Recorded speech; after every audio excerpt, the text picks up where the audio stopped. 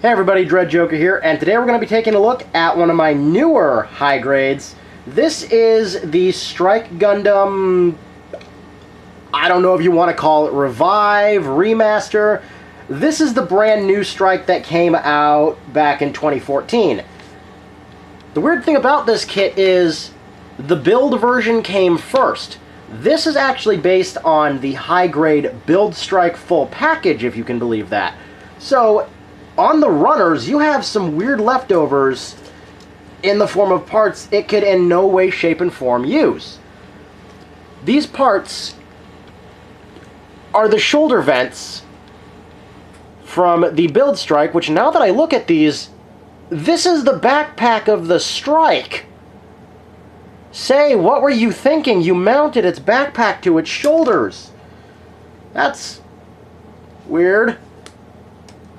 For sure. Anyways, moving right along. The Strike Gundam here is definitely packing the detail for a Strike. Comparing this to the old one, it's night and day.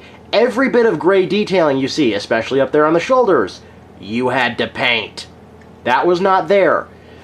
So imagine, if you will, getting the Striker packs, and then having to slide them over all this that you just painted.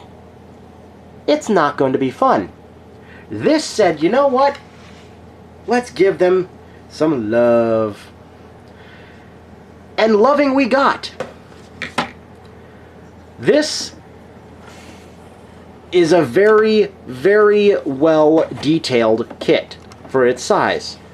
As for stickers, I believe I only use the standards, being the beam rifle scope, if it had one, the main cameras, and of course, the eyes. The Strike actually does not have that many stickers. It only has essentially the basics.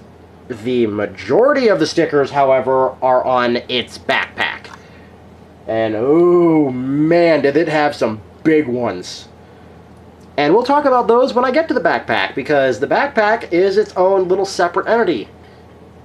So get that set out to the side there. So moving on to the Strike, its head can look back very far, look down also pretty far. Being on a double ball joint gives it a nice giggity giggity giggity. Detail is all there in the head. I just used my inking pen to line all this. For articulation in the shoulders, you can come pretty far forward, pretty far back. It's on a ball joint. Arm comes all the way up into the shoulders, perfectly parallel to the ground. It is absolutely astonishing as to what this kit can do compared to the old one. The old one was lucky to just stand there, especially when I was throwing stuff at it because of how bad it was. Full 360-degree bicep rotation, a super premium double jointed elbow. So having stuff in the hands or not, you're going to get well over 90. Standard beam rifle here. Pretty standard equipment I had to put in the hand. You just take the backing off, slide it in, put the backing back on. There you go. Beam rifle accessories, you have the moving handle. That's pretty much it. If you're lucky or know what you're doing, you might be able to jimmy a beam saber into the holder area, and I actually have one here next to me, so let's try that out. Let's see if I can jimmy it in there, and no. That hole is not big enough. Stupidly enough, you might be able to stick it in backwards. Yep. You can stick the beam in backwards, so that's different. It's pretty quirky, and let's never do that again. Arms are very tight on this kit. Everything on this kit is very tight.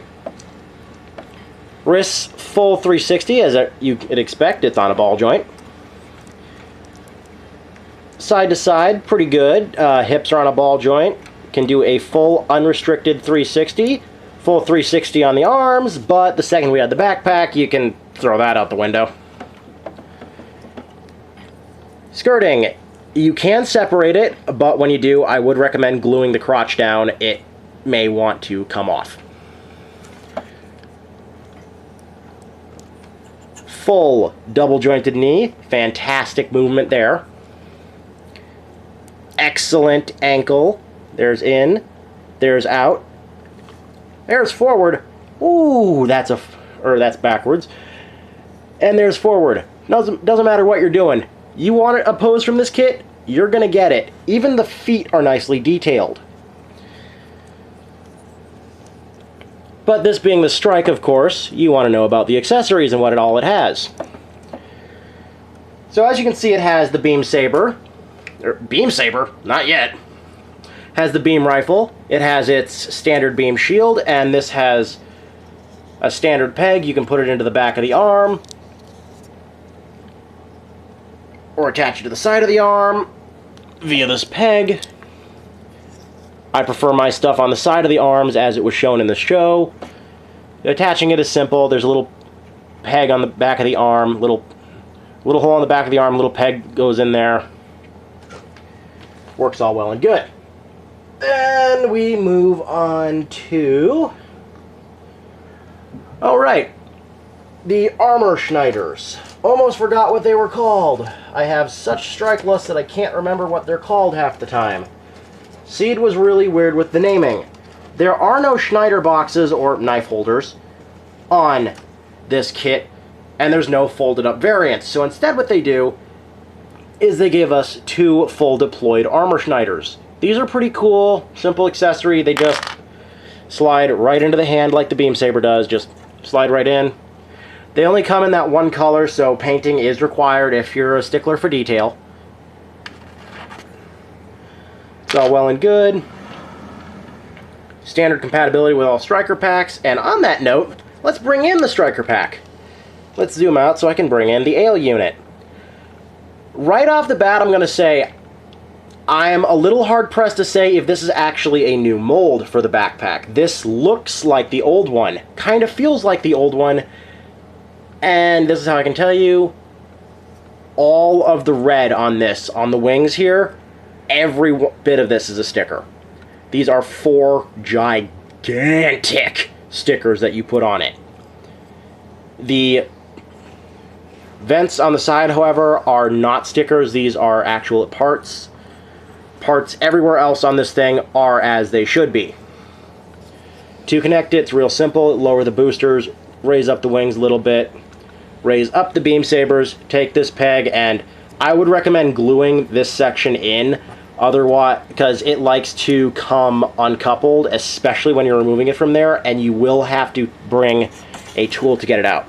But just line it all up, dock it all together, and now we have Kira all falling over because his back is too heavy. Okay, now that Kira's landed, don't worry, he's figured out how to stand.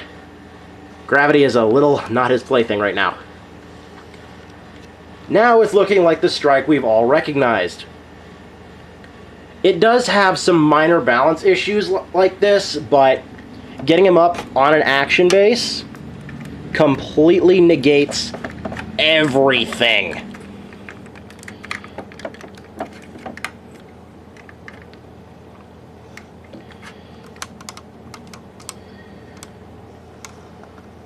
Now he has no balance issues. You can get whatever pose you want from him. So if you want him to do his signature pose, you totally can. And I'm pretty sure I might have the legs backward on this, but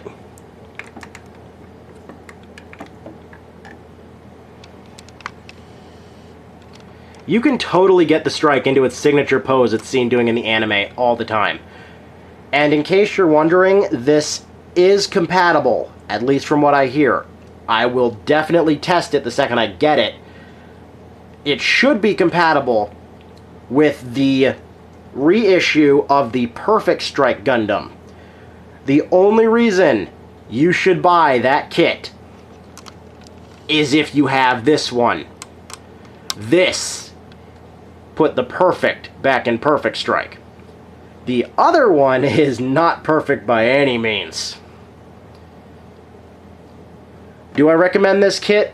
Absolutely. I got this for about $15 locally. I would happily pay it again. This is perfect for experience builders, first-time builders, if you're a fan of Seed, if you're just getting into Gundam in general, this is a perfect model kit to start on. It is by far one of the best articulated, most stable, and by far most appealing to the eyes. It just looks like it was made for battle. So yeah, if you liked the review, please leave a comment down in the comment section down below. I almost said description again. I thought I had myself trained for this. Apparently not. So, if you liked it, comment below. Thank you for watching.